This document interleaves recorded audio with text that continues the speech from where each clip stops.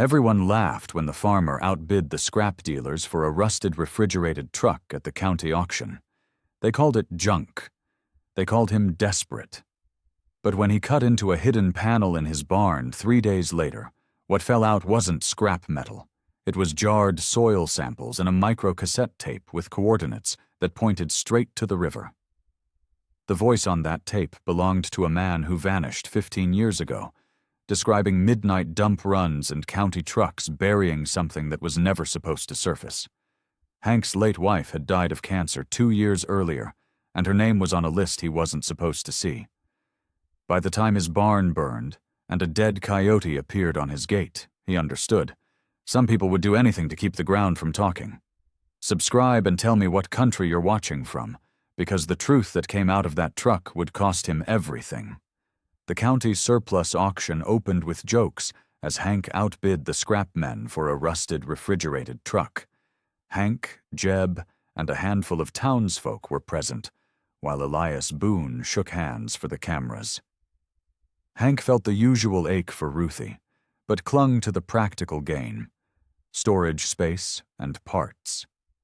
He hauled the wreck home, setting the stage for trouble when the sour ammonia smell failed to fade. In his barn, Hank and Jeb pried open panels and noticed a welded seam that didn't match factory patterns. The men were alone, their laughter thinning when the cutting wheel threw sparks over hidden steel. Hank's unease sharpened into focus. The truck had been altered for concealment. He decided to sleep on it, planning a careful cut the next morning. At dawn, Hank reopened the barn and cut the false belly, revealing jarred soil samples and a microcassette labeled with coordinates and a plant tag. Only Hank and Jeb were present, both shifting from curiosity to alarm. The discovery turned the purchase from salvage to potential evidence. Hank resolved to identify the tag and secure the items before word spread. Hank brought the plant tag and cassette to Mara at the county office, seeking a quick confirmation. Mara, wary of Hank's motives and her office's reputation, confirmed the tag came from a shuttered seed chemical plant and advised him to let it go.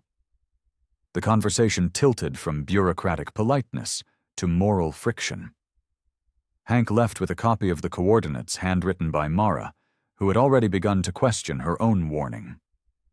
Hank visited Rosie at the clinic with questions about historical illness patterns along the river road. Rosie, used to whispers and grief, admitted an unofficial cluster map and noted Ruthie's dates aligning with storm seasons. Hank's grief hardened into a need for cause, not comfort, reframing memory as evidence. He decided to listen to the cassette and see if it matched the river coordinates. Back in the barn, Hank and Jeb played the tape and heard a man, likely the missing inspector, describe midnight dumping along levee cuts and co-op truck routes. The men felt the air change from speculation to accusation, and Jeb suggested turning everything over immediately. Hank tried the sheriff first, testing the system before confronting the co-op. The chapter closed with Hank locking the jars in his tractor box. Hank brought the story to the sheriff, who minimized the discovery and cited compromised chain of custody because of Hank's cutting. Deputy Cole, listening quietly, slipped Hank an evidence bag and suggested documenting everything. Hank's trust bent toward individuals rather than institutions. He called Mara for old minutes, drawing her deeper against her better judgment. In the records room, Mara located redacted county minutes from the plant's closure and an unusual reference to training donations around the same week the inspector vanished. With only the two of them present, their alliance formed around paper rather than affection. The act ended with a turning point. Hank decided to pursue a full trail: tape, jars, minutes, and locations, knowing it could cost him land and peace. The county surplus auction opened with jokes as Hank outbid the scrap men for a rusted refrigerated truck. Hank, Jeb, and a handful of townsfolk were present while Elias Boone shook hands for the cameras. Hank felt the usual ache for Ruthie, but clung to the practical gain, storage space and parts. He hauled the wreck home, setting the stage for trouble when the sour ammonia smell failed to fade. The auctioneer's gavel cracked above the murmur of pickups and canvas jackets. Hank Crowell stood near the back, hands in his pockets, watching the county surplus roll through. Next up, folks. 1 refrigerated box truck. Runs, maybe. Smells, definitely. Laughter rippled through the crowd. Hank stepped forward. 50, he called. Jeb Harkins turned, eyebrows raised. You serious? Need the space, Hank said. A scrap dealer waved from the front. 75. Hank raised his hand. 100. The dealer hesitated, then shook his head. The auctioneer pointed at Hank. Sold. 100 to the man who likes a challenge. Jeb walked over, grinning. You bought a rolling dumpster. It's got a cab and an axle, Hank said. That's worth something. Elias Boone appeared, hand extended. He wore a pressed shirt and a councilman's smile. Hank Crowell, still finding treasures. Just practical, Hank said. Practical keeps farms alive, Elias said. Good to see you back out here. Hank felt the weight of the words. Ruthie had been gone 8 months. The auction was the first public thing he'd done since. Appreciate it, Hank said. Elias clapped his shoulder and moved on to shake more hands. A photographer from the county paper snapped a picture. Hank signed the slip and walked to where the truck sat. It was worse up close. Rust crawled along the door seams. The paint was gray under a layer of grime. The refrigeration unit hung crooked, held by 2 bolts.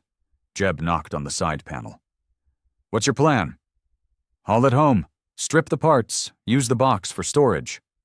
You smell that? Jeb asked. Hank did. Sour and sharp, like ammonia left too long in the sun. Needs a scrub, Hank said. Needs a match, Jeb said.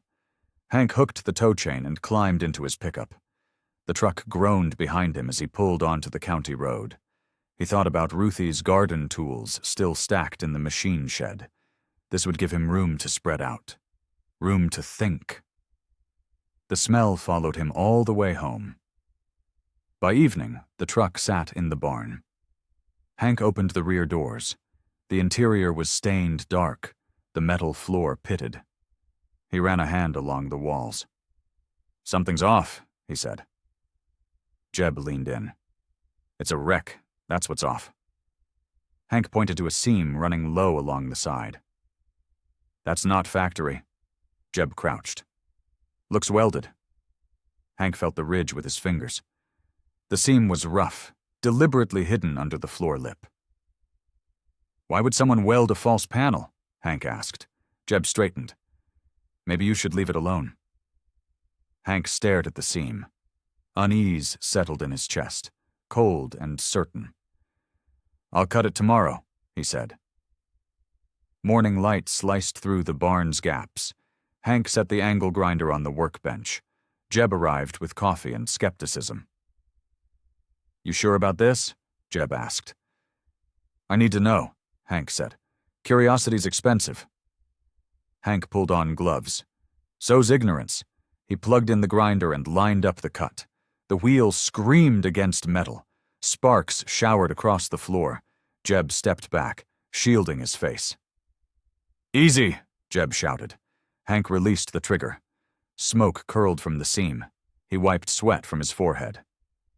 There's another layer, Hank said. Steel? Yeah. Jeb moved closer. Who armors a refrigerated truck? Someone hiding something, Hank said. They looked at each other. The humor between them thinned. Hank felt his pulse quicken. Keep going? Jeb asked. Hank nodded. He made 3 more cuts, peeling back the outer panel. Underneath was a hollow space, 6 inches deep. Jesus, Jeb whispered. Inside sat a row of mason jars filled with dark soil. Each jar had a strip of tape across the lid, marked with numbers and letters. Behind the jars was a small plastic case. Hank reached in carefully. The case snapped open. A microcassette tape sat inside, labeled in faded ink. "What's it say?" Jeb asked.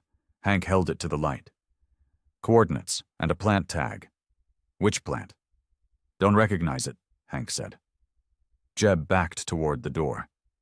"This feels wrong." "It is wrong," Hank said. "That's the point. You're talking evidence. You're talking police." Hank set the tape down. His hands were steady, but his mind raced. Ruthie had spent her last year struggling to breathe. The doctors had called it bad luck. Environmental factors, they'd said. Nothing specific. "I'm talking answers," Hank said. Jeb crossed his arms. "What if you don't like what you find?" "Then I'll know," Hank said. They stood in silence. The jars sat between them, dark and patient. "Sleep on it," Jeb said finally. "Don't do anything stupid tonight." Hank locked the barn after Jeb left. He carried the tape inside and set it on the kitchen table. The numbers stared back at him. He thought about calling someone. The sheriff, a lawyer. But he didn't know what he had yet. The house was too quiet. He went to bed but didn't sleep. Every creak sounded like footsteps. Every shadow felt deliberate. At dawn, he returned to the barn. The cutting wheel sat where he'd left it.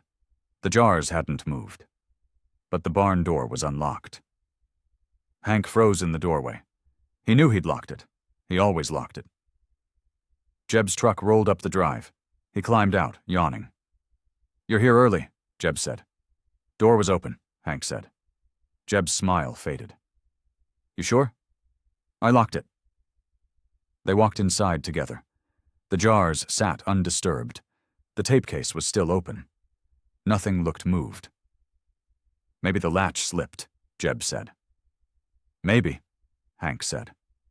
But he didn't believe it. He checked the ground outside. The dirt was scuffed, but he couldn't tell if it was fresh. "Let's finish this," Hank said. He cut deeper into the false panel. More jars appeared, 12 in total, each one labeled with coordinates and dates. The dates ran from 15 years ago to 12. "That's when the plant shut down," Jeb said. Hank looked at him. "Which plant?" "The seed chemical place, out past the river." Hank picked up the microcassette. The tag read, "Midcon Agricultural Solutions." "That's the one," Jeb said. Hank's chest tightened. Ruthie had worked part-time at the co-op back then. She'd driven past that plant twice a week. "We need to listen to this," Hank said. "Not here," Jeb said. "Not yet." "Why not?" "Because if someone knows you found it, they'll come looking." Hank packed the jars carefully into a plastic bin. He placed the tape on top and carried everything to his pickup. "Where are you going?" Jeb asked. "County office. I need to know what these coordinates mean." "Hank, think about this." "I am thinking," Hank said. "Someone hid this for a reason. Someone welded a truck shut and dumped it at auction. That means it matters." Jeb stepped closer. "It also means it's dangerous." "Then I'll be careful." Hank drove toward town. The bin sat on the passenger seat. He kept glancing at it as if it might vanish. The county office was a squat brick building with faded blinds. Mara Delaney sat behind the records desk, sorting files. "Hank Crowell," she said. "Been a while." "Need a favor?" Hank said. She set down her pen. "What kind?" He pulled out the cassette and set it on the counter. "Need to know what plant this came from." Mara picked it up, turning it over. Her expression shifted. "Where'd you get this?" she asked. "Auction truck." "You shouldn't have this." "But I do," Hank said. "And I need to know why." Mara set the cassette down like it burned. Her fingers tapped the counter. "Midcon shut down years ago," she said. "I know," Hank said. "What I don't know is why this was hidden in a county truck. That's not your business. It's somebody's business. Mara glanced towards the back office. The clerk there had headphones on, typing. "Let it go, Hank," she said quietly. "Can't." "Why not?" "Because Ruthie died wondering," Hank said. Mara's jaw tightened. She pulled a drawer open and flipped through a folder. She wrote something on a slip of paper and slid it across. "These are the coordinates on that tape," she said. "River Road, East Levee." "You've seen this before," Hank said. "I process a lot of paperwork." "That's not an answer." She leaned forward. "You want the truth? That plant paid fines and closed clean. The records say so. The county accepted it. If you start pulling threads, people will ask why." "Good," Hank said. "Good? You'll lose friends? Maybe land?" "Then they weren't friends," Hank said. Mara stared at him. Something in her face softened, then hardened again. "You're a stubborn man," she said. "I'm a curious one." She pulled another file and wrote down more notes. She handed him a second slip. "Those are meeting minutes from the plant closure. Redacted, but you'll see the names." "Why are you helping me?" Hank asked. "Because I'm tired of filing lies," she said. Hank folded the papers and put them in his pocket. "Thank you." "Don't thank me yet," Mara said. "You might regret this." He walked to his truck and sat for a moment. The coordinates pointed to a stretch of river he knew. The levee there had been repaired twice in the last decade. Flooding, they'd said. He drove to the clinic next. Rosie Valdez was restocking shelves when he walked in. "Hank Crowell," she said. "You sick?" "Got a question," he said. "I'm a nurse, not a librarian. It's about illnesses, along the river road." Rosie's hands stilled. She set down a bottle of aspirin. "What kind of illnesses?" she asked. "Cancer, respiratory, things that cluster." She looked at the door, then back at him. "Why are you asking?" "Because I think something was buried," Hank said. "And I think it's still there." Rosie exhaled slowly. She walked to a file cabinet and pulled out a worn notebook. "This is unofficial," she said. "No one sees this." She opened it. The pages were filled with names, dates, and addresses. Red circles marked certain entries. "Ruthie's in here," Hank said. "Yes." His throat tightened. He saw other names he recognized. Neighbors, friends. "How many?" he asked. 32 and 15 years, most within 3 miles of the old plant." Hank's hands shook. "Why didn't you say something?" "I did," Rosie said. No one listened. Hank stood in Rosie's clinic, staring at the notebook. The red circles blurred together. 32 names. 32 families. "You reported this?" he asked. "Twice," Rosie said. "State said the sample was too small. County said it was coincidence." "Ruthie wasn't a coincidence." "I know." Hank pointed to a cluster of dates. "These all align with storm seasons." "Heavy rain moves things," Rosie said. "If something's buried, water brings it up." Hank thought about the levee, the repairs, the flooding that always seemed worse in that stretch. "I need this notebook," he said. "You can't have it." "Then copy the pages." Rosie hesitated. "If I do this, you finish it. No halfway. No giving up when it gets hard." "I won't." She walked to the copy machine. The warm hum filled the small office. She handed him the pages, still warm. "What are you going to do?" she asked. "Listen to the tape," Hank said. "See what's on it." "Be careful, Hank. People protect what they've buried."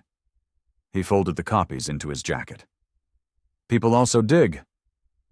Back at the farm, Jeb was waiting. He leaned against the barn, arms crossed. "You look serious," Jeb said. "Found a pattern," Hank said. "Illnesses, deaths, all near the plant." Jesus! Hank unlocked the barn. The bin with the jars sat on the workbench. He pulled out the microcassette. "You got a player for that?" Jeb asked. "Somewhere." He dug through a box of Ruthie's things. She'd kept an old recorder for church meetings. He found it under a stack of hymnals.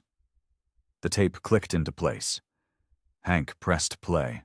Static crackled. Then a voice, male and tired. July 14th. Coordinates marked. Observed 3 trucks at Levy Cut, past midnight. County tags. Reefer units. No manifest. The voice paused. Hank heard wind, distant water. Barrels offloaded. 55-gallon, no labels. Soil backfilled. Levee wall rebuilt. No permits filed. This is the 4th site. Request immediate investigation. Repeat, immediate investigation. The tape hissed. The voice came back, quieter. If you're hearing this, I'm probably gone. Follow the coordinates. Test the soil. Someone has to know. The tape ended. Silence filled the barn. Who was that? Jeb asked. Inspector, maybe. Someone who saw something. And disappeared. Hank rewound the tape and played it again. The voice didn't change. The fear in it didn't fade. We need to go to the sheriff, Jeb said. Not yet, Hank said. Why not?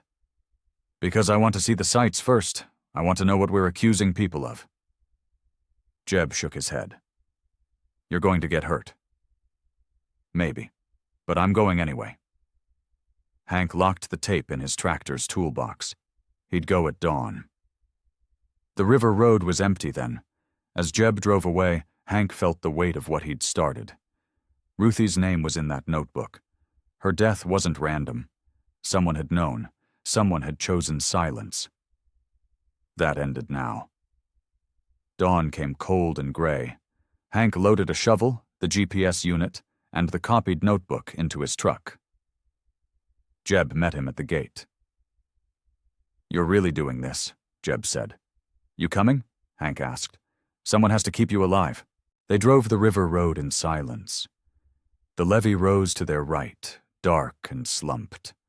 The first coordinates matched a curve where the bank looked freshly patched. Hank parked and climbed out. The air smelled like wet earth and rust. Here, he said. Jeb walked the bank. Nothing obvious. It wouldn't be, Hank said. That's the point. He dug a shallow test hole. The soil was dense, compacted. 20 inches down, his shovel hit something solid. Metal, Hank said. Jeb crouched. Barrel? Feels like it. They didn't dig further. Hank marked the spot with a flag and took photos. They moved to the second coordinate. Same result. Compacted soil. Metal beneath. This is real, Jeb said. Yeah. At the third site, they found tire tracks. Fresh. Someone had been here recently. We should go, Jeb said. One more, Hank said. The fourth coordinate was closest to the old plant. The levee wall here was cracked, weeping dark water. Hank knelt and touched the seep. It smelled chemical, sharp. That's not river water, Jeb said. Hank took a sample in a jar. We need to test this. A truck engine growled in the distance. Both men turned. A white pickup appeared on the access road, slowing. Time to leave, Jeb said. They climbed into Hank's truck and drove.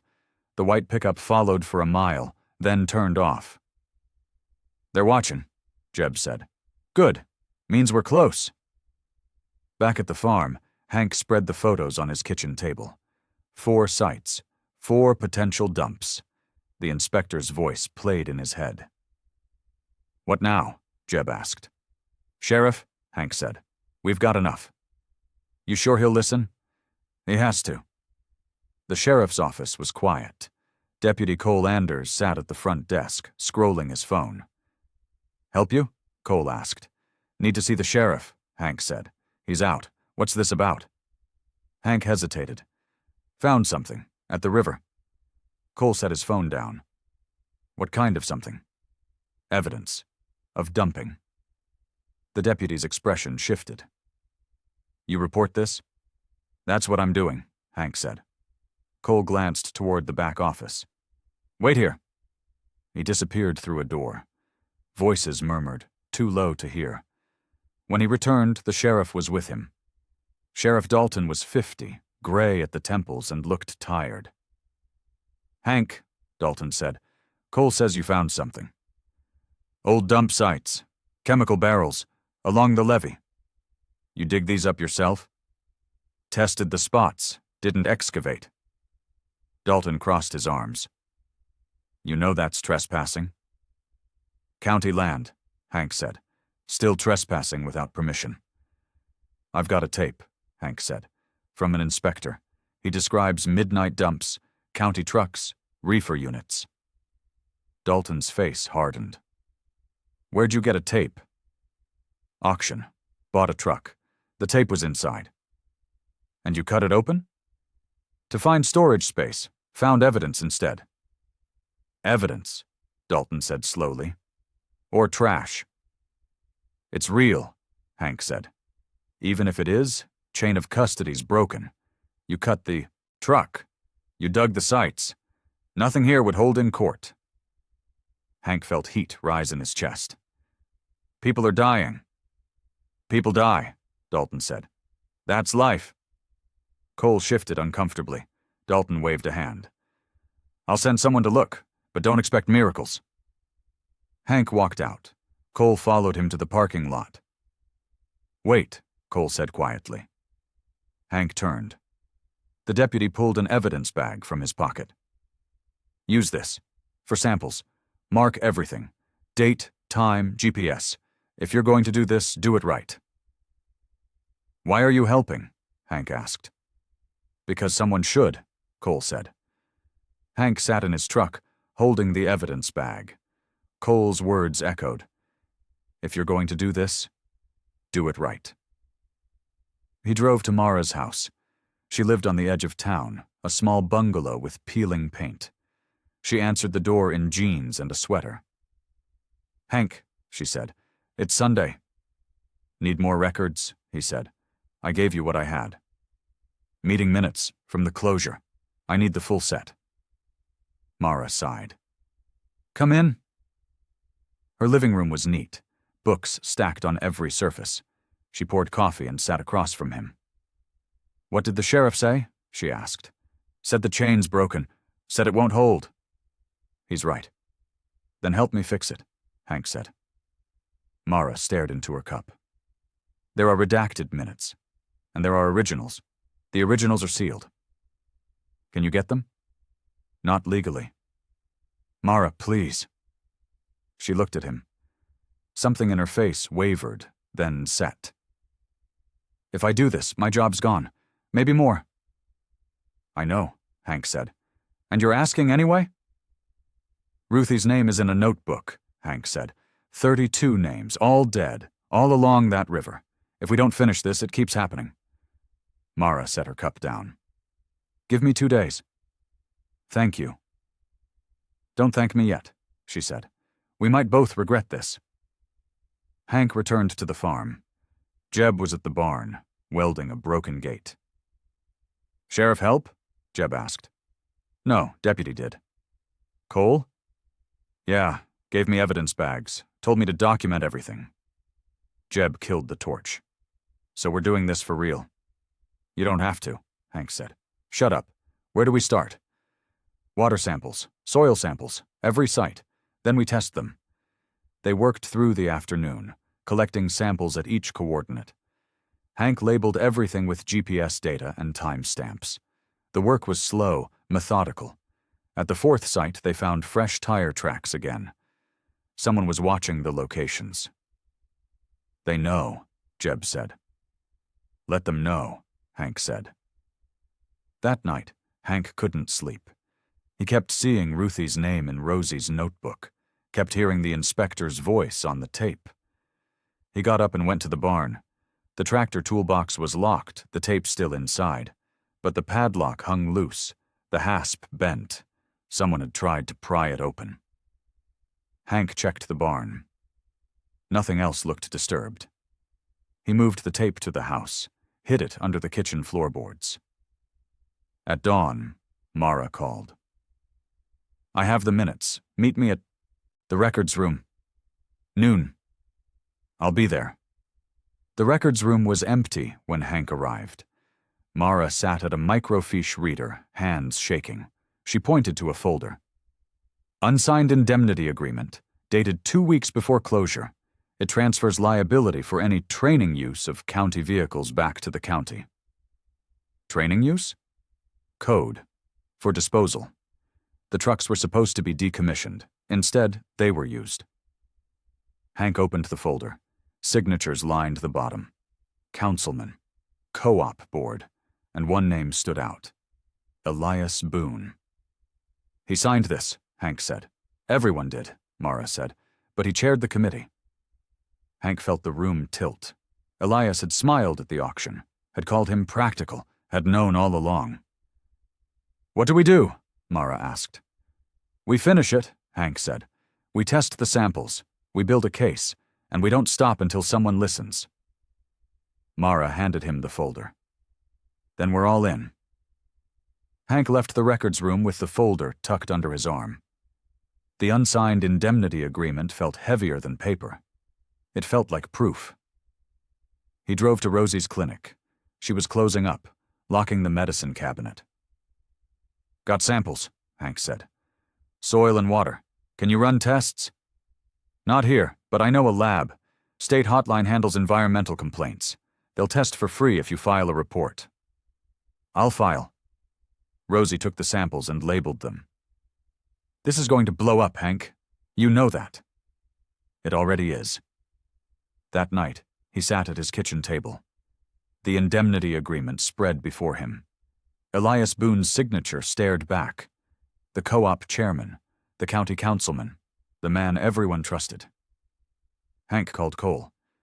Need to talk. Now? Yeah. They met at a truck stop off the highway. Cole slid into the booth, still in uniform. What's going on? Cole asked. Hank pushed the folder across. Read. Cole scanned the pages. His jaw tightened. Where'd you get this? Records room. It's official. Elias signed this? Him and 6 others. Cole leaned back. This is big, Hank. Bigger than the sheriff's office. I know. That's why I need your help. What do you need? Samples tested. Tape preserved. Chain of custody clean. If I do this alone, it disappears. Cole nodded slowly. I'll keep my body cam ready. Document everything. But you need to be careful. These people have reach. I'm done being careful. Cole slid the folder back. Then finish it fast, before they finish you. Hank drove home under a moonless sky. His headlights carved the dark. He thought about Ruthie, about the garden they'd planned, about the life they'd lost. At the farm, he parked and walked to the barn. The tractor toolbox sat empty, the padlock still bent. He checked the house. The floorboards hid the tape. He made coffee and sat in the dark. Tomorrow he'd call the state hotline, file the report, start the official process. Outside, a truck engine idled. Hank froze. The sound came from the road, just past his gate. Headlights flickered through the trees. He grabbed a flashlight and stepped onto the porch. The truck pulled away, gravel crunching under tires. Hank walked to the gate. A dead coyote hung from the rail, gutted and stiff. Blood dripped onto the dirt. A note was pinned to its chest. Leave it buried. Hank cut the coyote down. His hands didn't shake. His breath stayed even. Fear had turned to something colder. He called Jeb. Someone left me a message. What kind? The kind that means we're close. Jeb was silent. Then, what do you want to do? Keep going, Hank said. Even if it gets worse? Especially then.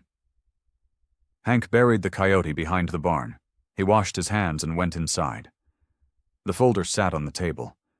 The tape was under the floor. The samples were at the lab. Everything was in motion now. No turning back. No forgetting. The valley would have its truth, whether it wanted it or not. He thought of Ruthie one more time. Her name in the notebook, her grave on the hill. I'm doing this for you, he whispered. and for everyone after. The house was silent. The dark pressed close. But Hank didn't feel alone. He felt the weight of 32 names, 32 families, 32 reasons to keep digging. He locked the doors and went to bed. Tomorrow, the real fight began. Hank woke to the sound of metal scraping metal. He grabbed his jacket and ran outside. His fence line gaped open, wire cut clean. The tractor sat in the drive, toolbox scratched and dented. Jeb's truck pulled in fast. He climbed out, face tight. "Saw your gate open from the road," Jeb said. "Someone came last night," Hank said. They walked the fence together. 3 sections cut. Nothing stolen. Just damage, just warning. "They're escalating," Jeb said. "Good. Means they're scared." Jeb pointed to the toolbox. "They try to open it?" "Looks like it, but the tape's in the house now." They photographed everything. The cuts, the scratches, the tire tracks in the drive. Hank sent the photos to Cole with timestamps. Inside, Hank copied the tape to a thumb drive. He labeled it and sealed it in an evidence bag. "Where's the original going?" Jeb asked. "Safe deposit box in the next county." "Smart." Hank made coffee. They sat at the kitchen table, silent. The folder with Elias's signature lay between them. "You think he sent them?" Jeb asked. "Don't know, but someone's coordinating." "What's next?" "Water test results. Should be back tomorrow. Then I call the state." Jeb rubbed his face. "This is going to cost you, Hank. Land value, neighbors, everything." "Already lost everything that mattered," Hank said. "You still got the farm." "Farm's just dirt. Truth matters more." They spent the afternoon repairing the fence. The work was quiet, purposeful. By evening, the wire was tight again, but the message remained clear. Someone was watching. Someone was willing to act. That night, Rosie called. "Got preliminary results. And elevated heavy metals, benzene derivatives, PCBs, all above threshold." Hank gripped the phone. "Enough to prove contamination?" "Enough to warrant investigation," Rosie said. "File the report, Hank, tonight." He hung up and opened his laptop. The state environmental hotline had an online form. He filled it in slowly, attaching photos, GPS coordinates, and test results. At midnight, he hit submit. The confirmation email arrived instantly. "Case opened. Inspector assigned within 48 hours." Hank closed the laptop. He'd crossed a line. Official channels were engaged. There was no walking this back. He went to the window. The farm stretched dark and quiet. But somewhere out there, someone was planning their next move. So was he. Morning brought rain. Hank checked the well and ran a farm test kit. The water came back clean, but only at depth. The shallow groundwater showed traces. He logged the numbers in his notebook. Date, time, ppm readings. Everything documented. Rosie called at noon. "State inspector's coming tomorrow. Asked me to coordinate samples." "Fast," Hank said. "Your report flagged multiple sites. They're taking it seriously." Hank drove to the clinic. Rosie had the original samples labeled and sealed. She pulled out her unofficial notebook.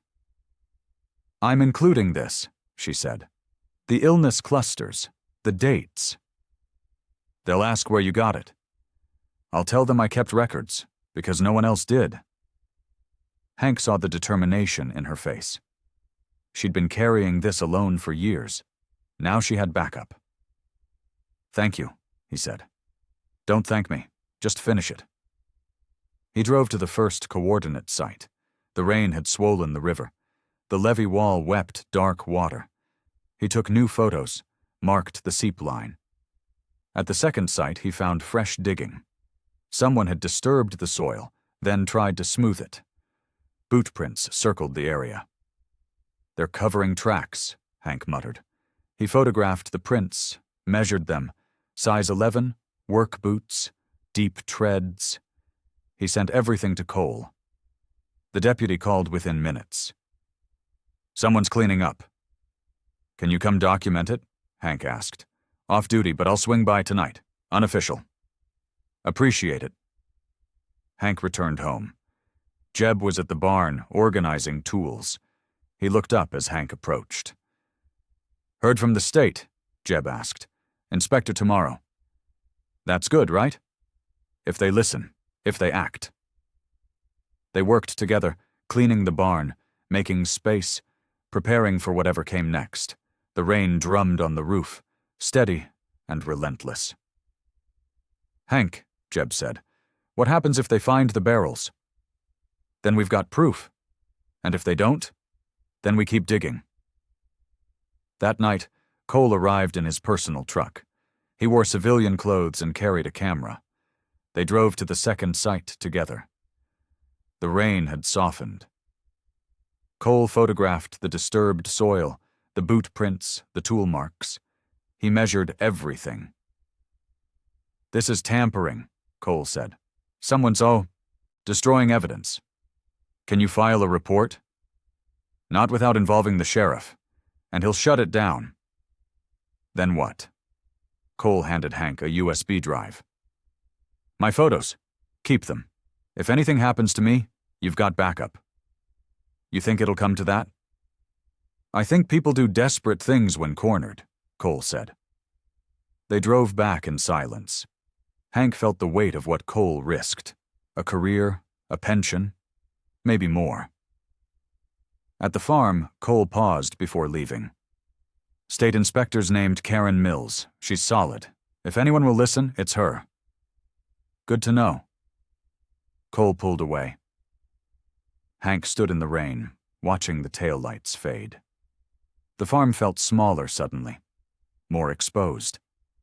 He went inside and uploaded Cole's photos to the cloud, backed them up twice. Then he sat at the table and waited for morning. The inspector would come. The sites would be tested. And then the real questions would start. Who buried the barrels? Who signed off? Who looked away? Hank knew some answers. He needed the rest, and he wasn't stopping until he had them.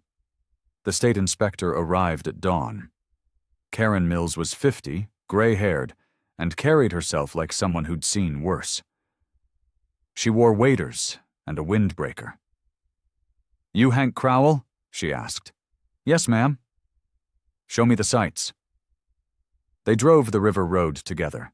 Hank pointed to the first coordinate. Karen climbed out and walked the bank, testing the soil with a probe. "Compacted," she said. "Definitely disturbed." She marked the spot and took samples. At the second site, she noticed the fresh digging. "Someone's been here," Karen said. "Yesterday, maybe the day before." "You see who?" "No, just the marks." Karen photographed everything. She worked methodically, speaking into a recorder. GPS coordinates, soil density, visual observations. At the third site, she stopped. The seep line had widened. Dark water pooled at the levee base. "That's not rain," she said. "No, ma'am." She took water samples, sealed them carefully. "I'll fast-track the analysis. 48 hours. "What happens then?" "If it's contaminated, we escalate. EPA gets involved. County gets a notice." "And the people who did it?" Karen looked at him. "That's law enforcement, not my department." They finished the fourth site. Karen had filled 3 sample cases. She loaded them into her truck. "You did good work here," she said. "Documentation's solid." "Had help," Hank said. "I'll be in touch." She drove away.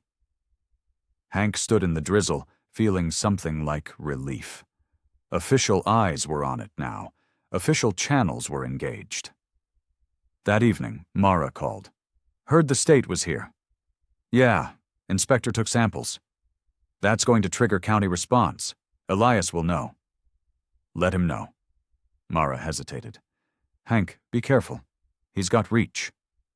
"So do we now." After dark, Hank and Mara drove the river road one more time. They placed small flags at each coordinate, discreet but visible, marking the sites for anyone who came, looking. They worked quietly, spooked by every sound. At the third site, Mara froze. Hear that? A boat engine, low and idling. They crouched behind the truck. A fishing boat drifted along the bank, spotlight sweeping the shore. The light found the flags, paused, then moved on.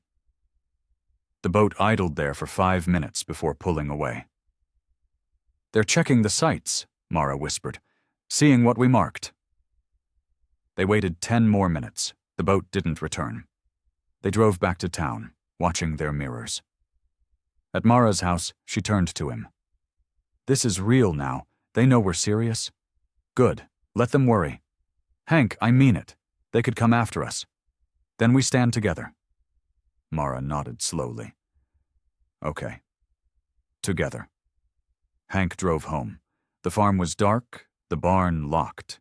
He checked the perimeter, then went inside. The USB drive sat in his safe. The cloud backups were current. Everything was redundant, distributed. He couldn't stop them all, but he could make the truth impossible to bury. Outside, headlights passed on the main road, slowing, then accelerating. Hank watched from the window, hand on his phone. The headlights didn't turn in, but the message was clear. They were circling, testing, looking for weakness. Hank wouldn't give them one. Morning broke cold and clear. Hank drove to the county office. Mara was already at her desk, face pale. "What's wrong?" Hank asked. "Come to the back." He followed her to the records room. She pulled a file from a locked cabinet. "Found this last night. Couldn't sleep, so I kept digging." She spread the pages on the table. A hurried indemnity agreement. A list of vehicles transferred from MidCon to county surplus. Dates matched the plant closure. "Look at the VIN numbers," Mara said. Hank scanned the list. His chest tightened. One VIN matched the reefer in his barn. "It's on the list," he said. "It was never supposed to be auctioned. It was supposed to be destroyed." But it wasn't. No, someone diverted it, let it sit for years, then dumped it at auction. Hank felt the pieces click together. The truck wasn't random. It was evidence, and someone had tried to make it disappear quietly. "Who signed the transfer?" Hank asked. Mara pointed to a signature. "Elias Boone, County Liaison for Industrial Surplus." "He's all over this," Hank said. "Him and 5 others. But he coordinated it." Hank photographed the pages. "Can I take these?" "Copies only. Originals stay filed." She made duplicates. Hank folded them carefully and tucked them in his jacket. "You're building a case," Mara said. "Yeah. What happens when it's complete?" "We hand it to someone who can't ignore it." "Who?" "State police, maybe federal. Karen Mills knows people." Mara sat down heavily. "My family's been in this county for 3 generations. I'm about to destroy a lot of relationships." "Or save a lot of lives," Hank said. She nodded slowly. "Okay. What else do you need?" "Committee minutes. Every meeting Elias chaired around the plant closure." "That's weeks of reading." "Then we start now." They spent the afternoon in the records room. Mara pulled microfiche and printed pages. Hank cataloged references, building a timeline. The plant closed in October. The trucks transferred in November. The first illness clusters appeared the following spring, flooding that winter. Heavy rains. Whatever was buried, water moved it.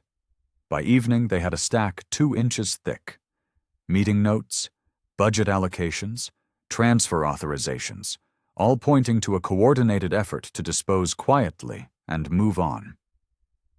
"This is conspiracy," Mara said. "Or just bureaucracy," Hank said. "People signing papers, not asking questions." "That's worse somehow." "Yeah." Hank left with the copies. At home, he spread everything on the table. The truck, van, the transfer list, Elias's signatures, the indemnity language. It told a story. Someone knew the trucks were contaminated. Someone decided silence was cheaper than cleanup. And someone buried the proof, hoping time would rot it away. But time hadn't.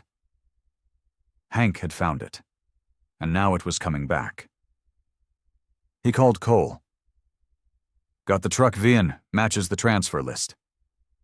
That ties Elias directly, Cole said. Yeah, and I've got meeting minutes showing his committee approved the transfers. That's pattern, that's intent. Can you use it? Cole was quiet. Then, not through the sheriff, but Karen Mills can. State investigator has jurisdiction. I'll send her everything tomorrow. Do it tonight, don't wait. Hank heard the urgency in Cole's voice. Why? Because the boat tonight. That wasn't random. They're planning something. How do you know? Because I was listening, Cole said. On the scanner. Coded talk. Equipment moving. Hank, they're going to try to remove the barrels. When? Soon. Maybe tomorrow night. Hank's pulse spiked. We need to stop them. We need to catch them, Cole said, red-handed. Hank arrived at the co-op's spring barbecue with a plan. The parking lot was full, trucks lined in neat rows. Smoke rose from grills. Kids chased each other across the grass. Elias stood near the main tent, shaking hands. He wore a clean shirt and his councilman's smile. Hank walked over. Hank Crowell, Elias said. Good to see you out. Needed to talk, Hank said. Of course. Let's grab a plate. They walked to the food table. Elias loaded ribs and corn. Hank took nothing. They sat at a picnic bench away from the crowd. What's on your mind? Elias asked. The trucks, from Mid-Con. Elias chewed slowly. That was years ago. Yeah, but I bought one. At auction. I remember. Good salvage instinct. Found some things inside, Hank said. Elias set his fork down. What kind of things? Soil samples. A tape. Coordinates that point to the levee. Elias's smile stayed fixed. Old equipment. Left over from inspections, probably. Inspector named sites. Named trucks. Named midnight runs. Sounds like someone's imagination. State inspector took samples yesterday, Hank said. She's fast-tracking analysis. Elias leaned back. Hank, I understand. Ruthie's death was hard. Grief makes people look for reasons, for blame. This isn't grief. It's evidence. It's crusade, Elias said. And it's going to hurt people, good people, your neighbors. My neighbors are dying. Everyone dies. That's life in farm country. Hank felt anger tighten his jaw. Not like this. Not in clusters. Elias stood slowly. Let me give you advice, as a friend, as someone who's lived here longer. Let this go. Move on. Sell the farm if it's too much. I can help with that. You offering to buy me out? I'm offering you peace. I don't want peace. I want truth. Elias's smile faded. Truth's expensive, Hank. Costs friendships, costs credit, costs everything you've built. Then I'll pay. Elias walked away. The barbecue continued around them. Kids laughed, music played, but Hank felt the shift. Lines were drawn, sides were forming. Jeb appeared, carrying a plate. He sat down, watching Elias disappear into the crowd. That looked tense, Jeb said. He warned me off. You listen? No. Jeb ate in silence. Then, half the people here owe the co-op money, seed loans, equipment credit. If you go after Elias, you go after their livelihoods. If I don't, their kids get sick. They won't see it that way. Then they're wrong. Jeb set his plate aside. I'm with you, Hank. But understand what you're asking. You're asking people to choose between their mortgages and their morals. Which would you choose? Already did, Jeb said. But I'm not everyone. They left the barbecue early. Hank felt eyes following him, whispers at the edges. The town was small, Word traveled fast. By tomorrow, everyone would know he'd confronted Elias publicly. Good. Let them know. Let them choose. That night, Hank emailed everything to Karen Mills, the truck VIN, the transfer list, the meeting minutes, Elias's signatures, 200 pages of documentation. He wrote a cover note. Organized disposal, county complicity, request urgent EPA review. He hit send at midnight. The email went through. No turning back now. Outside, a truck idled on the road again. Hank watched from the window. Same white pickup from before. It sat for 10 minutes, then left. They were measuring him, testing his resolve, waiting for him to crack. He wouldn't. Hank woke to the smell of rot. He pulled on boots and stepped outside. The gate hung open, metal bent. His truck tires were slashed, all four flat. And on the gate rail, a dead coyote swung in the dawn light. Jeb's truck roared up the drive. He climbed out, face tight with anger. "Called you 3 times, Jeb said. "Phone was inside." They cut the coyote down together. The smell was thick, choking. Flies swarmed instantly. Hank dragged it behind the barn, while Jeb examined the tires. "Hunting knife," Jeb said. "Clean cuts." Hank's hands were filthy. He washed them with the hose, then checked the barn. The lock was intact. The truck inside untouched. They'd hit the perimeter, but not the center. "Message," Jeb said. "Loud one." "You going to back off?" "No." They replaced the tires in grim silence. The work took 2 hours. By the time they finished, both men were exhausted. "They're escalating," Jeb said. "Next time could be worse." "Next time we'll be ready." Hank called Cole. "Need to file a report." "Come to the station. I'll take photos." At the sheriff's office, Cole documented everything. The gate, the tires. Hank described the dead coyote. Dalton watched from his office doorway. "You making enemies, Hank?" Dalton asked. "Just telling truth." "Truth's subjective. Evidence isn't." Dalton shrugged and walked away. Cole printed the report and handed Hank a copy. "Keep this safe," Cole said quietly. "And watch your back." Hank drove to Rosie's clinic. She was treating a patient, so he waited. When she emerged, she looked worried. "Heard about your tires," she said. "News travels." "Small town. What are you going to do?"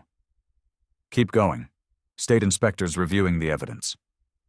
"And if they try to stop you?" "Then I'll make sure the evidence survives." Rosie pulled him into her office.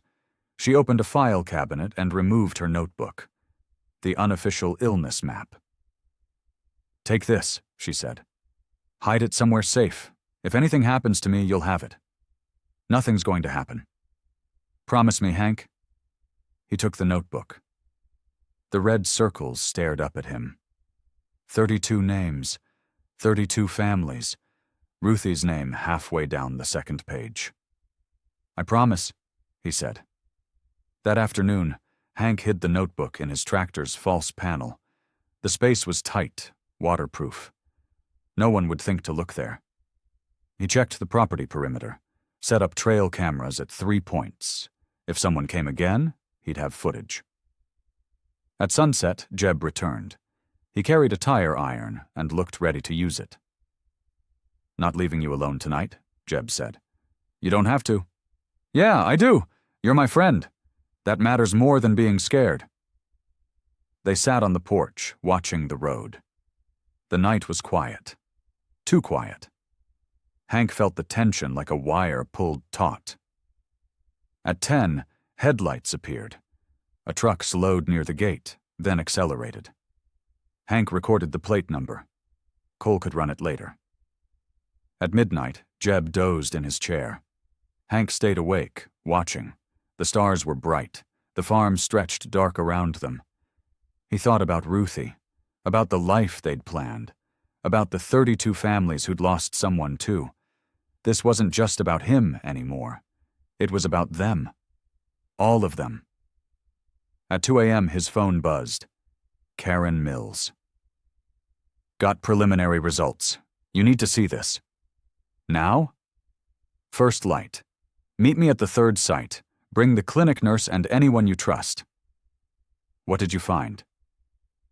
Levels that should have triggered emergency. Response 15 years ago, Karen said.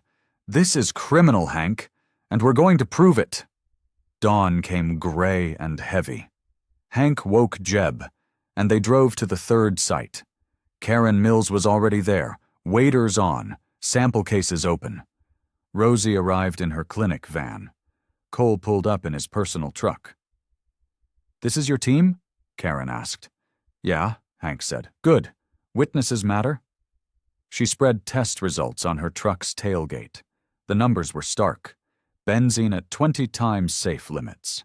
PCBs at 50 times. Heavy metals clustered in patterns that matched the suspected dump sites.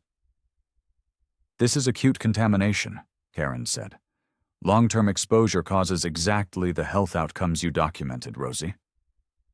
Rosie studied the papers, hands shaking. Can you prove causation? With soil cores and historical illness data? Yes.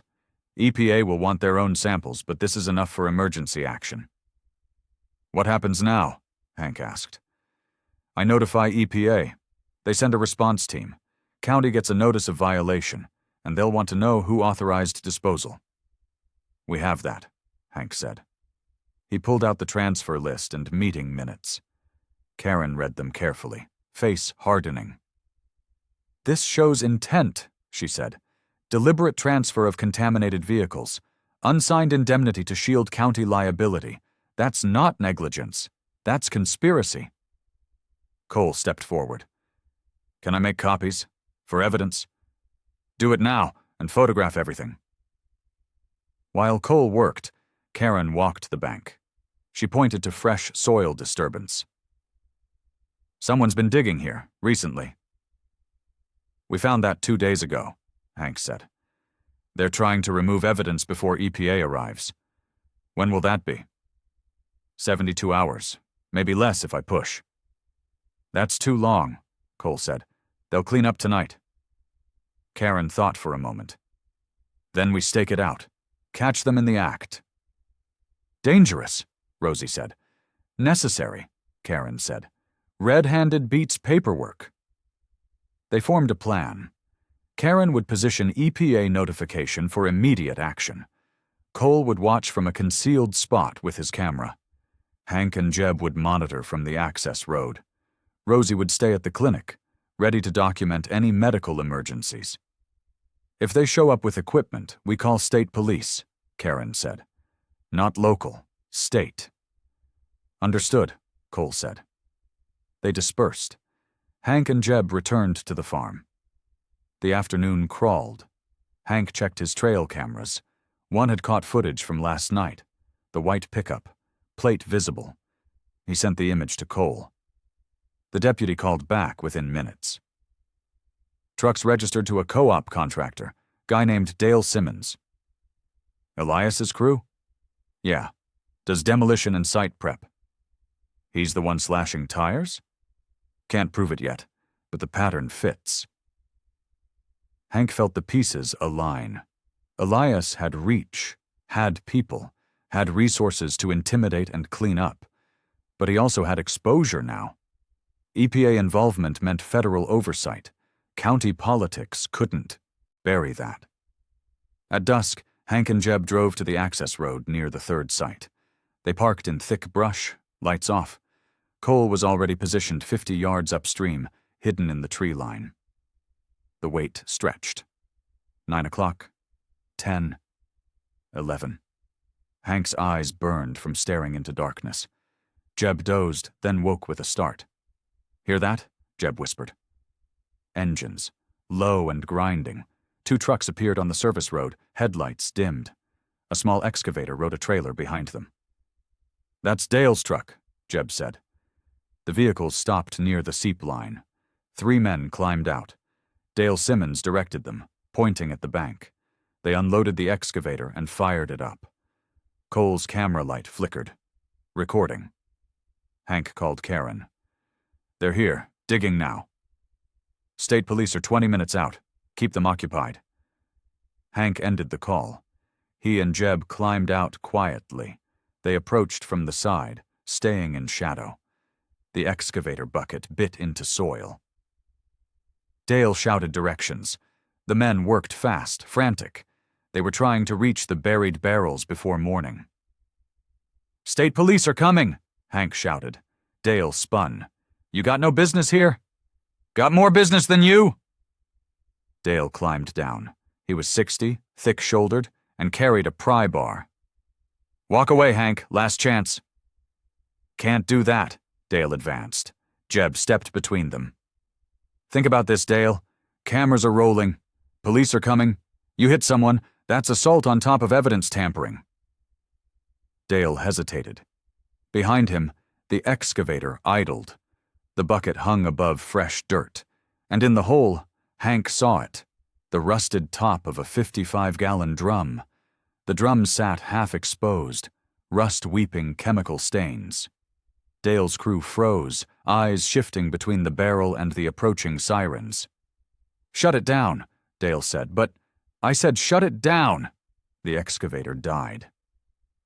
Silence rushed in, broken only by distant sirens growing louder. Hank pulled out his phone and snapped photos. The drum, the disturbed soil, Dale's truck with co-op logos. Cole emerged from the tree line, camera still recording. "State police. 2 minutes." Dale dropped the pry bar. His face collapsed from anger into fear. Elias said it was handled, said it was buried deep enough.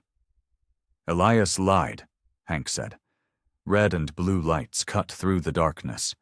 2 state police cruisers rolled up the access road. Officers climbed out, hands near their weapons. "Who's in charge here?"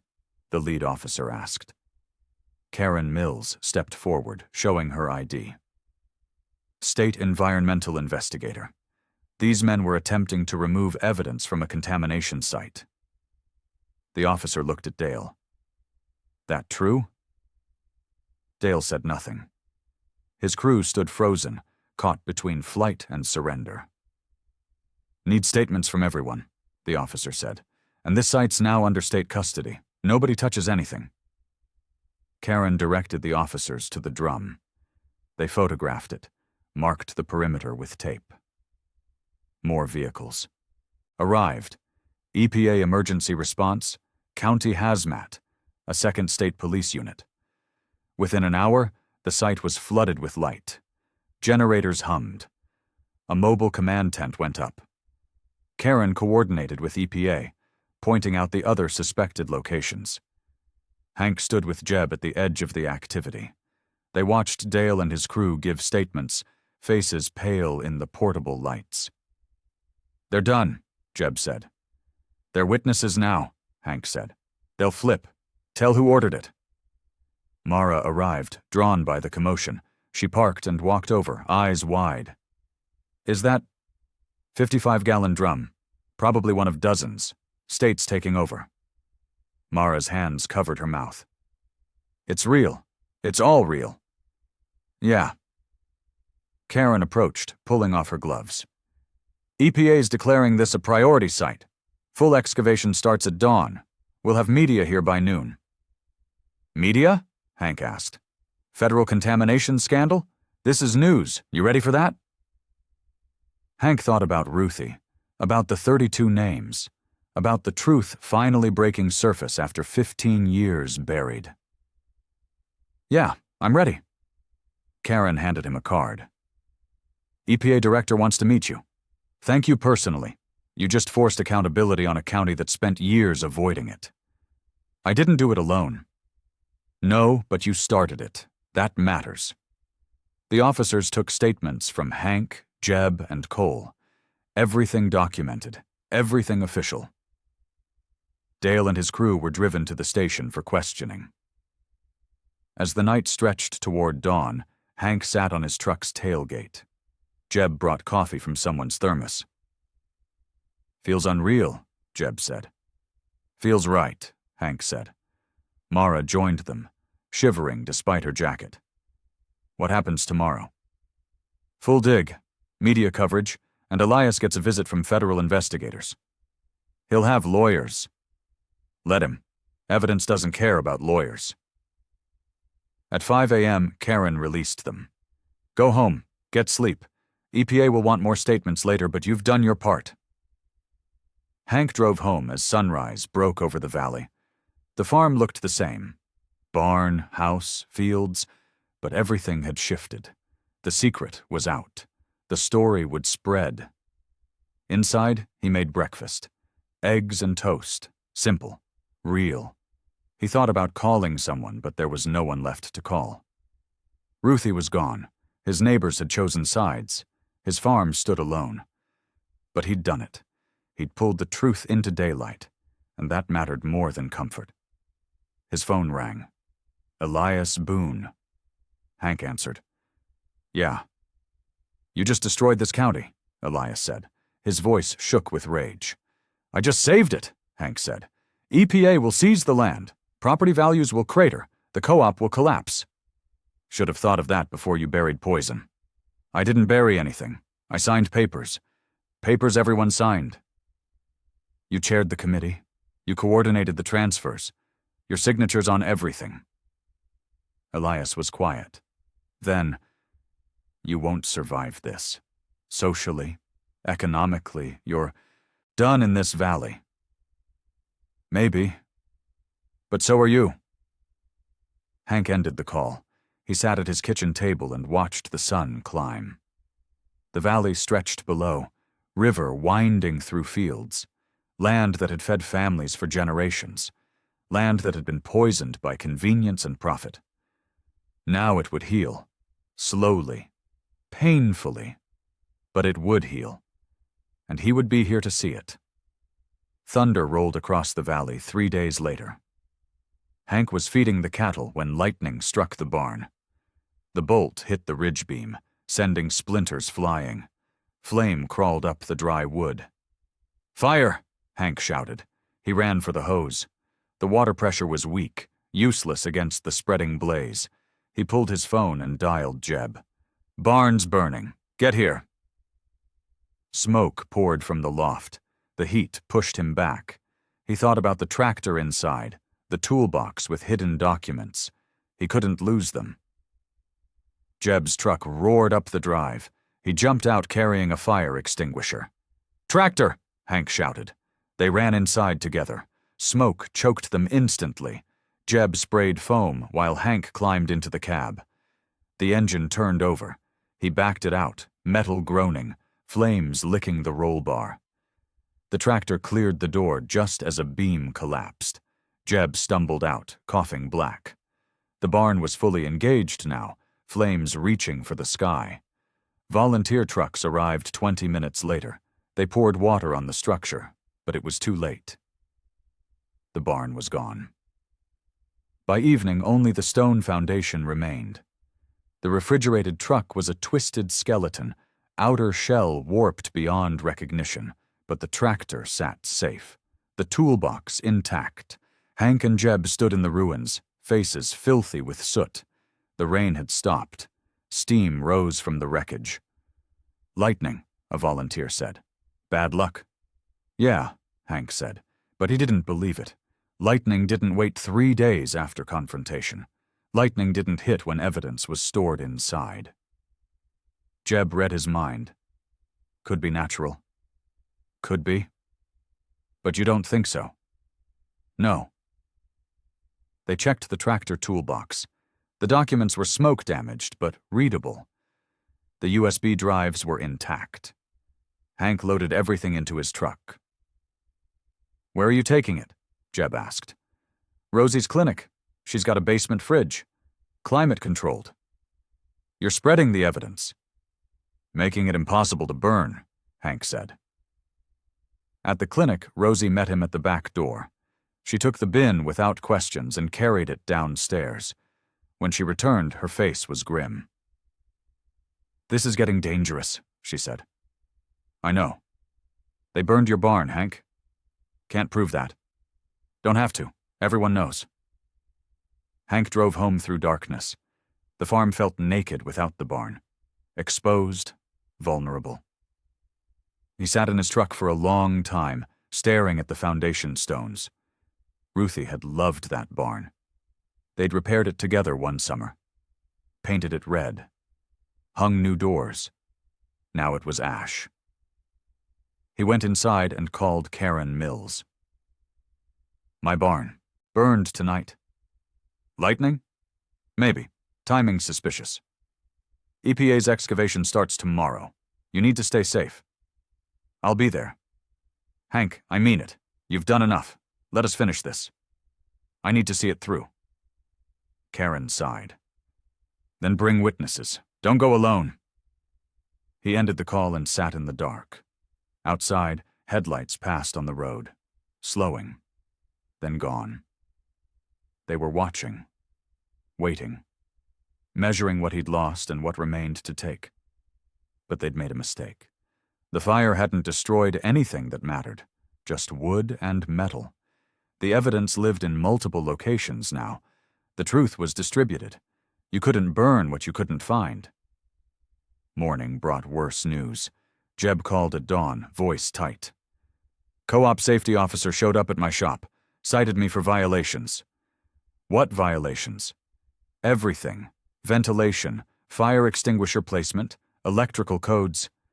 "That's harassment." "That's leverage," Jeb said. "They froze my contracts, said I can't operate until I'm compliant." Hank drove to Jeb's shop. The welding bay sat dark, equipment idle. Jeb stood in the doorway, arms crossed. "How much to fix it?" Hank asked. 10 grand, maybe more, and 2 weeks of inspections." "I'll loan you." "No." Jeb's voice was flat. "I can't take your money. Not now." "Why not?" "Because half my customers are co-op members. If I'm seen with you, I lose them all." Hank felt the words land. "You're backing off." "I'm surviving," Jeb said. "I've got a mortgage. Got a daughter in college. I can't lose everything." "So I lose you." Jeb's face twisted. "I'm sorry, Hank. I'm really sorry, but I can't finish this with you." "I understand." "Do you?" "Yeah. Family comes first." Jeb looked away.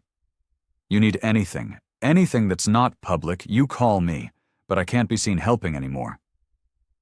Hank nodded. The fracture hurt more than the barn. Jeb had been his anchor, his witness, his proof that someone else believed. Now he was alone. He drove back to the farm. The EPA excavation had started.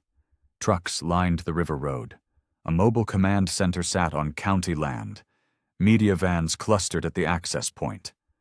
Hank parked and walked to the site. Karen Mills was directing operations. She waved him over.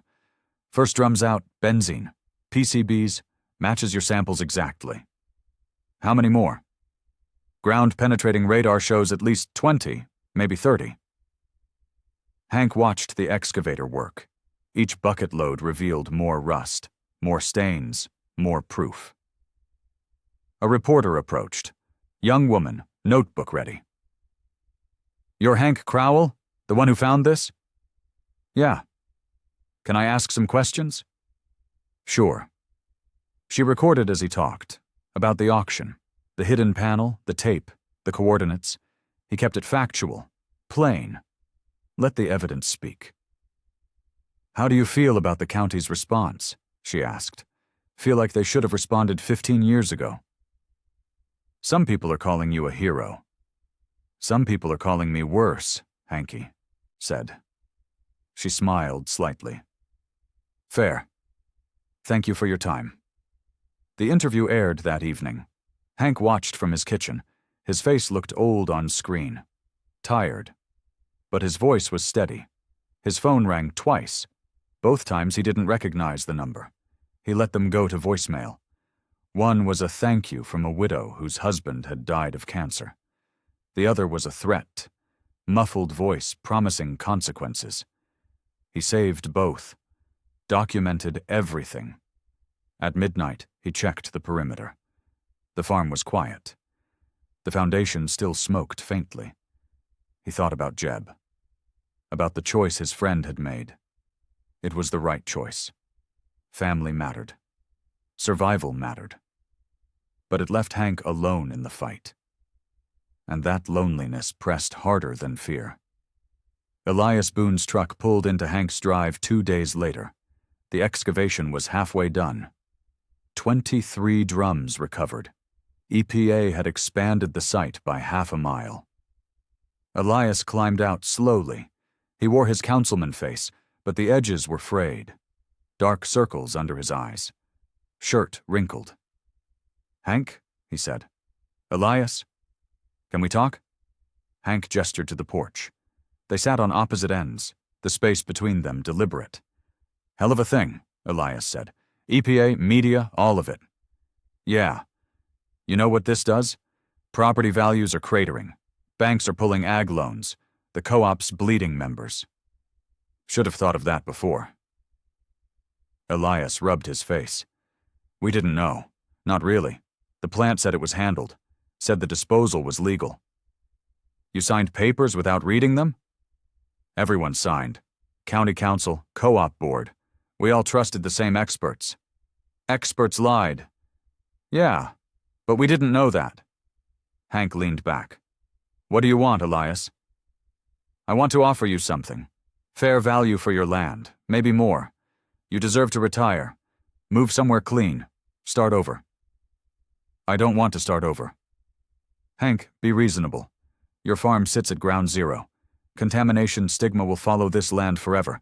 No crops, no livestock, no market." "Then why offer to buy it?" Elias smiled thinly. "Because someone has to take the loss. Might as well be the county. We'll hold it, remediate it, make it safe again." "Or bury it deeper," Hank said. "That's not fair." "Isn't it?" Elias stood. "I'm trying to help you. Give you an out. But if you refuse, you'll face the consequences alone. No credit, no buyers, no community." "Is that a threat?" "It's reality. People are angry, Hank. You exposed something that affects everyone. Their mortgages, their kids' inheritance. You think they'll thank you?" "Don't care if they thank me." "You should care if they shun you." Hank stood too. "Get off my property." Elias walked to his truck. He paused at the door. "Offer stands for 48 hours. After that, you're on your own." He drove away. Hank stood on the porch, hands shaking. Not from fear, from rage, the audacity of it, the corruption wrapped in neighborly concern. He called Mara. "Elias just offered to buy me out." "For how much?" "Didn't ask, don't care." "Hank, maybe you should consider." "No, I'm not selling. Not to him, not to anyone." Mara was quiet. "He's isolating you, making sure no one else will help. Let him try. I'm serious. The county's rallying behind him, saying you've cost them millions. My office is getting calls demanding I be fired for helping you." Hank felt his chest tighten. "I'm sorry. Don't be. I chose this. But understand what's happening. We're both being pushed to the margins."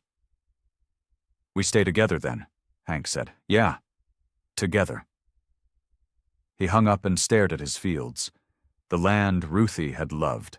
The soil they'd worked together. Elias was right about one thing. The stigma would linger.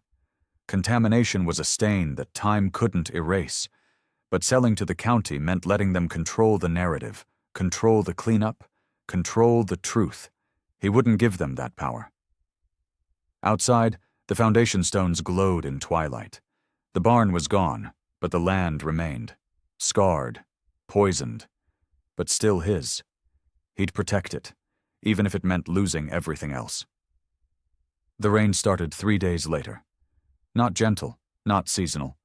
A storm system that parked over the valley and poured. The river swelled. The levee strained. Water crept toward the excavation site. Hank drove to the EPA command center. Karen Mills was coordinating sandbagging operations, trying to protect the exposed drums. "How long can you hold?" Hank asked. Another day, maybe 2. If the levee breaks, we lose the site. What happens then? Contamination spreads. River carries it downstream, affects 50 miles of farmland. Can you evacuate the drums? Working on it, but there's 37. We've only moved 12. Hank looked at the river. It was brown, churning, higher than he'd seen in years. The current pulled hard against the bank. I know these waters, Hank said. Used to fish them with my father. The bend upstream is weak. If it gives, the flow redirects right through here. How weak? Hours, not days. Karen swore. I'll call for more equipment. Hank drove back to his farm. He needed to check his own levee. The fields were flooded, standing water reflecting gray sky. His crops were drowned. Another loss. At the river road, he stopped. Fresh tire tracks cut through mud. Someone had been here recently. He followed them to the 3rd coordinate site, the one with the widest seep line. A boat sat 50 yards offshore, engine idling. No lights, no movement, just waiting. Hank pulled out his phone and took photos. The boat didn't move. He called Cole. Someone's watching the site. Boat. No registration visible. I'll check marina logs, see who's out in this weather. Cole, they're not here by accident. They're waiting for something. Waiting for what? For the levee to give. For the evidence to wash away. Cole was quiet. You think they'd let it flood? I think they'd help it flood. Hank drove to Mara's house. She answered wet and worried. Roads are closing, she said. County's calling evacuations. I need more records, emergency response plans from when the levee was last repaired. Why? Because someone might try to breach it. Mara's face went pale. You think they'd sabotage the levee? I think desperate people do desperate things. She grabbed her keys. They drove to the county office. The building was dark, everyone sent home due to flooding. Mara unlocked the records room. She pulled files from 2018, the year the levee failed last, repair contracts, engineering reports, authorization signatures. Look at this, Mara said. She pointed to a budget line. Emergency levee work. Contractor Dale Simmons, authorized by Elias Boone. Dale did the last repair, Hank said, and Dale was trying to dig up drums 3 days ago. He knows where the weak points are. They looked at each other. The realization settled cold and certain. We need to get to that levee, Hank said. Now. They drove through rain so heavy the wipers couldn't keep up. At the weak bend, they found Dale's truck parked on the access road. Empty. Hank climbed out. The rain soaked him instantly. He walked to the levee and saw fresh excavation. Someone had dug at the base, removing support soil. The structure was compromised. Call state police, Hank shouted to Mara. He walked the cut. Water was already seeping through. Another hour and it would give. The flood would tear through the excavation site, washing drums into the river. Dale appeared from the darkness, carrying a shovel. Behind him, 2 more men. They stopped when they saw Hank. You need to leave, Dale said. Not happening. Levee's gonna fail whether you're here or not. Just nature taking over. Nature doesn't dig holes. Dale's grip tightened on the shovel. You've cost enough. Time to let the water clean this up. Water doesn't clean. It spreads. Better spread than exposed. County's finished if this goes to trial. Headlights cut through the rain. Cole's truck, followed by a state police cruiser. The officers climbed out, hands on their weapons. Drop the shovel, the lead officer said. Dale looked at his men. At the levee, at the rising water, his shoulders sagged. The shovel fell into mud. Arrest them, the officer said. Evidence tampering, attempted sabotage. Dale and his crew were cuffed and loaded into cruisers. Cole approached Hank, rain streaming from his hat. EPA needs to evacuate now. This levee's giving tonight. Hank called Karen. "Get the drums out. Levee's been sabotaged. You've got hours." "We can't move them all." "Then move what you can and document the rest. This is it. Either we save the evidence now or we lose it forever." The storm intensified. The river roared. And somewhere in the darkness, the valley's buried secrets fought to stay hidden. Cole's cruiser hit the mud wrong. The rear end slid. Tires, spinning uselessly. He was stuck 2 miles from the levee with the river rising. Hank and Mara waited at the excavation site. Rain hammered down. Flashlights flickered across the water. EPA crews worked frantically, loading drums onto a flatbed. Only 18 secured, 19 still exposed. "Where's Cole?" Mara asked. "Stuck. He's walking in." Karen Mills appeared, soaked and exhausted. "We need more time. Can you buy us 30 minutes? "How?" "Sandbag the weak point. Slow the breach." Hank looked at the levee. The cut Dale made was weeping steadily. Water pooled at the base. It would give soon. "I'll try," Hank said. He ran to his truck and backed it to the barn foundation. The twisted reefer skeleton sat where the barn had stood.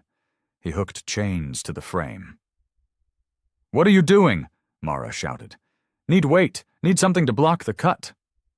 He dragged the ruined truck through mud. The metal shrieked against stone. It was stupid, desperate, but it was something.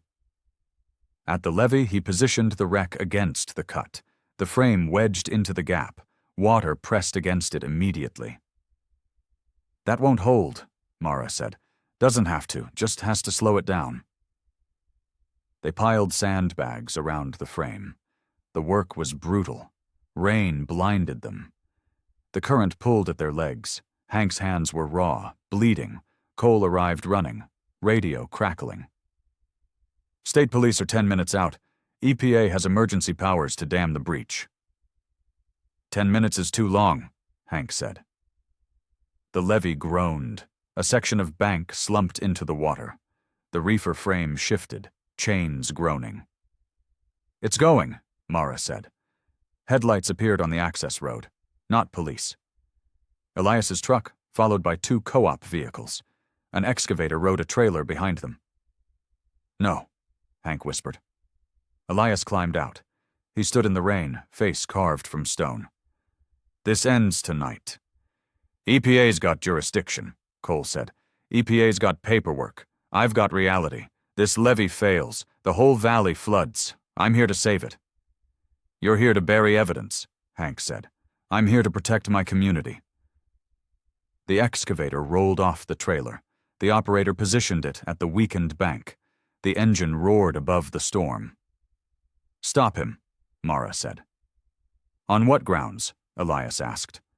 "Emergency levee work, county authorized." Hank pulled the microcassette from his pocket. He'd carried it every day since the barn burned. He pressed play, volume maximum. The dead inspector's voice cut through the rain. "Observed 3 trucks at levee cut. County tags, barrels offloaded." Elias's face twisted. "That's ancient history." "That's your voice authorizing those trucks," Hank said. "We matched the dates." "You can't prove anything."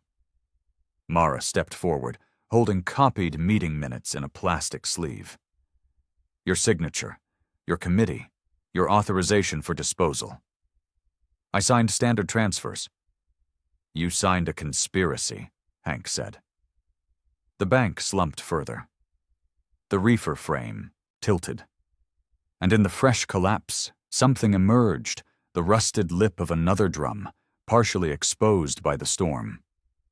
Elias saw it. His face went gray. "Cover it. Now." The excavator operator looked uncertain. "Sir, that's evidence." "It's contamination spreading. Do your job." The bucket swung toward the drum. Hank stepped between them. The operator killed the engine. "Move," Elias said. "No." "I'll have you arrested." "For what? Standing on public land?" The levee groaned again. Water poured through gaps in the sandbags. The reefer frame was failing. Minutes remained. "Everyone's going to lose everything," Elias shouted. "Don't you understand? The cleanup costs will bankrupt the county. The lawsuits will destroy families. I'm trying to save what's left." "By burying it deeper?" Hank asked. "By giving people a chance?" "You mean giving yourself a chance?" State police lights appeared in the distance, red and blue cutting through rain. But they were still too far. Still too slow. The bucket hung above the drum. Elias stood beside the excavator, and Hank stood in between, water rising around his boots. "Last chance," Elias said. "Move or get moved." Hank didn't move. The excavator bucket descended. Hank held his ground. At the last second, Cole tackled him sideways. They hit mud hard as the bucket crashed down. "Bodycam's running," Cole shouted to Elias. "Everything's recorded." Elias froze. The operator cut the engine, suddenly aware of his exposure. The bucket hung inches from the exposed drum. Mara thrust the meeting minutes at Cole. "Get these on camera, date, signature, everything." Cole held them up, recording. "County Indemnity Agreement, signed by Elias Boone, Chairman, authorizing transfer of contaminated vehicles for training use." "That's out of context," Elias said. "Context is 37 drums buried in this levee," Hank said. The tape continued playing, the inspector's voice describing midnight runs, coordinates that matched exactly where they stood, dates that aligned with Elias's committee meetings. Rosie's van appeared at the access road. She climbed out with her phone, calling someone. Within seconds, Hank's phone buzzed. State Environmental Hotline. GPS coordinates transmitted. Emergency spill response activated. "What did you do?" Elias asked. "What someone should have done 15 years ago," Rosie said. "Reported it." The levee shuddered. The reefer frame finally gave way, chains snapping. Water poured through the gap. The excavator operator jumped down and ran. "We have to sandbag it," Elias shouted. "No," Hank said. "We have to let it open." "Are you insane? If it breaks here, it drains into my low field. Contained, documented. If we patch it, the breach moves downstream. Spreads for miles." Karen Mills arrived with EPA crews. She assessed the situation instantly. "He's right. Controlled breach into the low field. We contain it there." "That's his farmland," Elias said. "It's contaminated anyway," Hank said. "Has been for 15 years. Now we use it." Karen directed her crews. They dug a relief channel, guiding the water toward Hank's alfalfa field, the lowest section already flooded. They built berms on 3 sides, creating a catch basin. "This will destroy your crops," Karen said. "Crops are already gone," Hank said. The levee gave with a sound like thunder. Water surged through the gap, carrying soil and debris. It poured into the relief channel, following the path Karen had cut. The current slowed as it spread across the field, dissipating. And in the churning water, more drums appeared, rolling from the collapsed bank, rust-eaten, leaking, evidence that couldn't be buried anymore. Elias stood motionless, watching his conspiracy surface. His face was empty, defeated. "Get him on camera," Hank said. Cole turned, recording. "Elias Boone, attempting to direct excavation of evidence, attempting to rebury contamination, all documented." State police arrived in force. The lead officer took statements quickly. EPA tagged drums as they appeared. The media vans rolled up, cameras capturing everything. A reporter thrust a microphone at Elias. "Sir, were you aware of contamination when you signed these transfers?" Elias said nothing. He walked to his truck and sat inside, engine off, just sitting, watching the valley flood. Hank waded into his field. The water was cold, thick with silt. He found a spade stuck in mud and carried it to the berm. He opened a second relief cut, lowering pressure on the main breach. The alfalfa disappeared under brown water. 5 acres sacrificed. Maybe more. but the levee held everywhere else. The drums were exposed. The truth was undeniable. Mara stood at the edge, tears mixing with rain. "You gave up your farm." "Gave up part of it," Hank said. "Kept the rest honest." Cole secured the body cam footage and uploaded it immediately. Cloud backup. Multiple copies. Impossible to erase. As dawn broke gray and wet, the storm began to ease. The water stopped rising. EPA crews worked methodically, cataloging drums. 37 confirmed. 42 suspected. A graveyard of barrels stretching 200 yards along the collapsed bank. Hank sat on his truck's tailgate, exhausted. Rosie brought coffee from somewhere, hot and bitter. "You did it," she said. "We did it." "What happens now?" Hank looked at his flooded field, at the EPA teams, at the media documenting everything, at Elias sitting alone in his truck. "Now we rebuild," Hank said. "Slowly, carefully, honestly." State police removed Elias from his truck at dawn. They read him rights, hands behind his back. He didn't resist, didn't speak, just looked at Hank once before they put him in the cruiser. That look held everything: anger, betrayal, fear, and underneath, something like understanding. Karen Mills coordinated the EPA response. Hazmat crews in full suits cataloging every drum, soil samples every 10 feet, water samples from the field, the river, the runoff channels. "This is the biggest illegal dump case in state history," Karen said. "Federal prosecutors are already involved." "How long until cleanup?" Hank asked. "Years, 5, maybe 10. The soil remediation alone is massive." "And my farm?" "Restricted access. The flooded section is a containment zone now. You can't farm it, can't build on it. It's essentially frozen." Hank nodded. He'd known. Had known when he opened the relief trench. Sometimes sacrifice was the only path to truth. Cole packed up his body cam equipment. "Sheriff wants to see me. I'm probably done." "You did the right thing," Hank said. "Doesn't always matter in small towns." "Matters to me." Cole gripped his shoulder. "Keep fighting, Hank. Don't let them bury this again."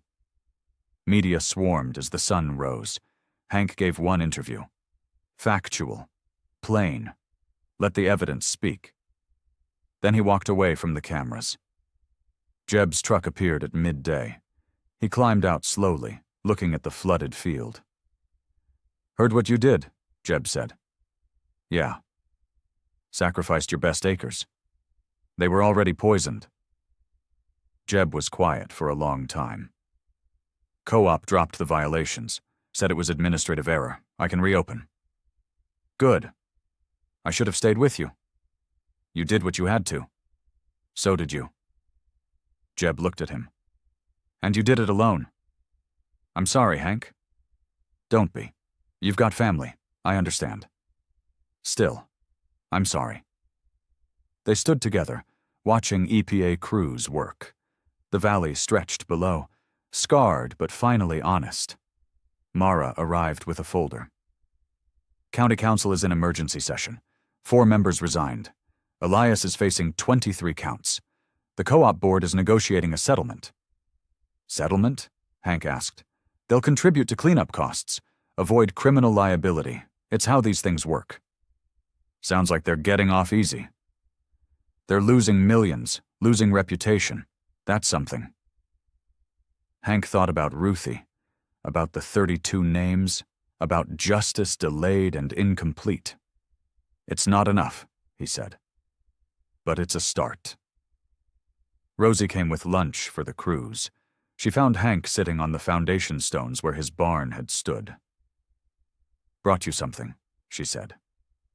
It was her unofficial notebook, the illness map, now official, submitted as evidence, part of the federal case. "They're using it?" Hank asked. "As causation proof, contamination plus proximity plus health outcomes. It's compelling." "Ruthie's in there." "I know, her name matters now. All their names matter." The afternoon brought lawyers, Federal prosecutors taking statements, county lawyers protecting liability, insurance adjusters assessing damage, the machinery of accountability grinding forward. Hank answered questions for hours. Yes, he bought the truck. Yes, he cut it open. Yes, he found the tape. Yes, he pursued it, knowing the cost. Why? A prosecutor asked. Why risk everything? Because someone had to, Hank said. As evening fell, the excavation site looked like a war zone. Mud, equipment, marked drums lined in rows, warning tape everywhere, and through it all, the river flowing, carrying water that would eventually run clean again. Hank stood at his property line, looking at his farm. The house still stood. The well still ran. The high fields remained. But 5 acres were sacrificed. The barn was gone. His community was fractured. The price of truth was always higher than expected.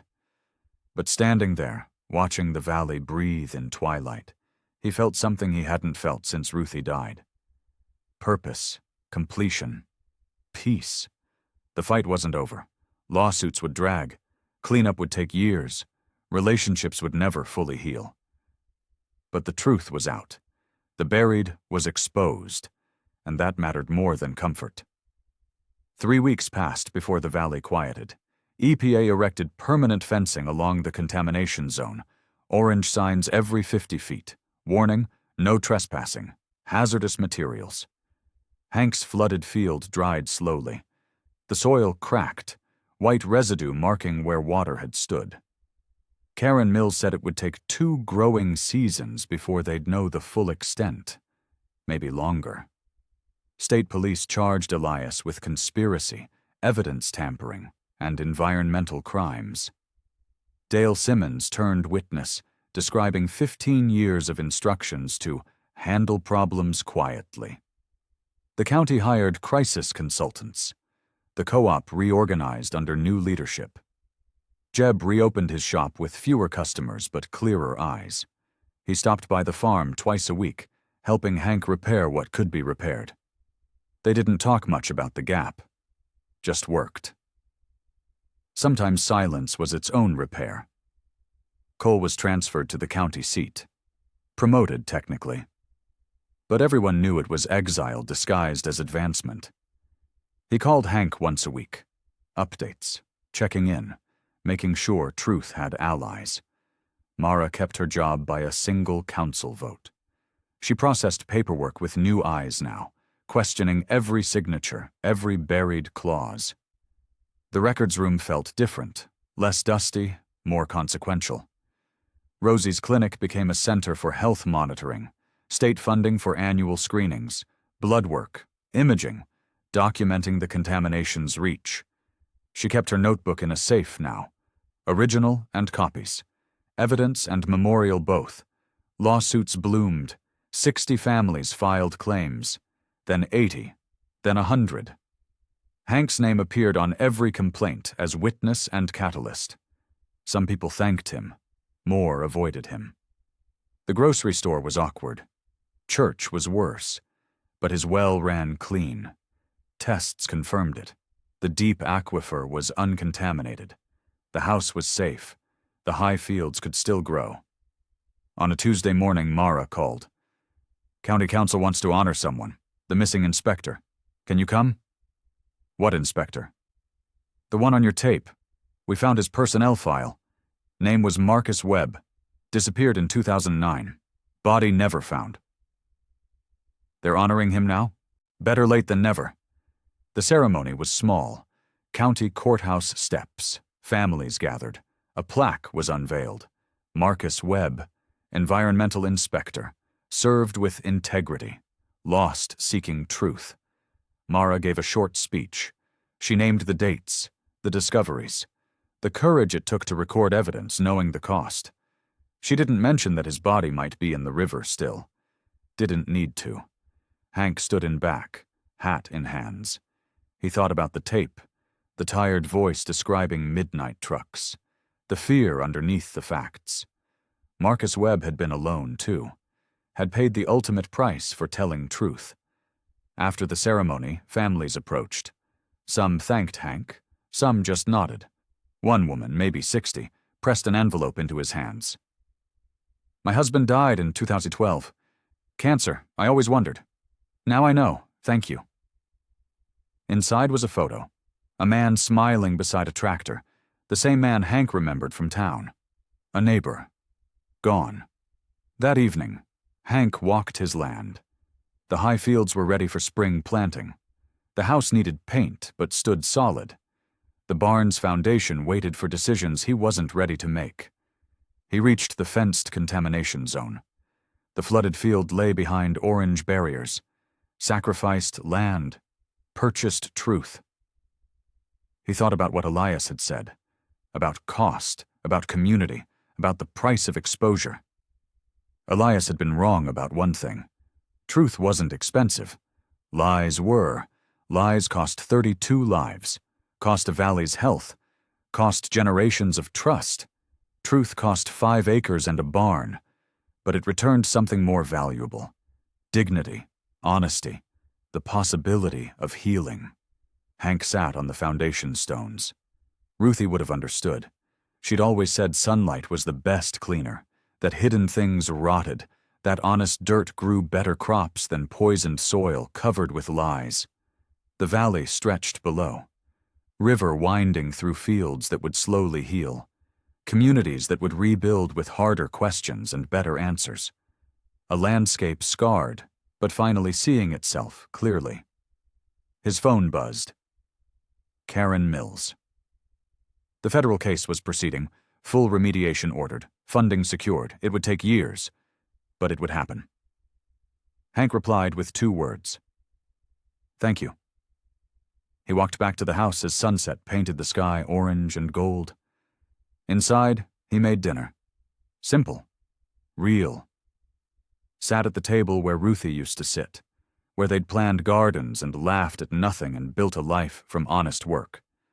That life was gone, but its foundation remained. Truth. Courage. The willingness to lose something precious to protect something more important. Tomorrow he'd plant. Start small. Test the high fields. Build slowly, but tonight he rested, knowing he'd done what mattered. What Ruthie would have wanted.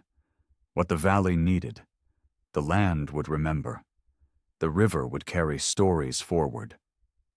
And Marcus Webb's name was finally in the public record, restored to the history he'd died trying to preserve. That was enough. Not perfect, not complete, but enough. Hank turned off the lights and stood at the window. The farm stretched dark and quiet. His farm. Smaller now. Scarred. But his.